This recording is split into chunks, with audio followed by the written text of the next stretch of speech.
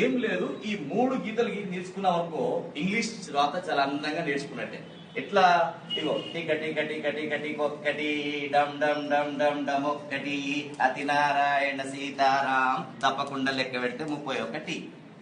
1 2 3 4 5 6 7 8 9 10 11 12 13 14 15 16 17 18 19 20 21 22 23 24 25 26 27 28 29 30 31. ఇలా రాగానే దీన్ని ఏ విధంగా చేసుకోవడం? ఏ, ఇది బి, ఇది సి, ఇది డి, ఇది E, F, G, H, I, J, K, L, M, N, O, P. మారిపోతుంది రాత తొందరగా. ఏ ఒక్కటి బాగా నేర్చుకున్నాం అనుకోండి, ఏ చాలా చిక్కుడు గింజ ఆకారంలో నేర్చుకోవాలి. నేర్చుకున్న తర్వాత ఇట్లా అంటే పి అవుతుంది, ఇటు కింద గీస్తే డి, ఇట్లా అంటే పి, ఇది క్యూ, ఇది జి, కాలి గింతే రాస్తే ఓ, ఇట్లా ఇట్లా అనుకో ఎన్, ఇది ఎం.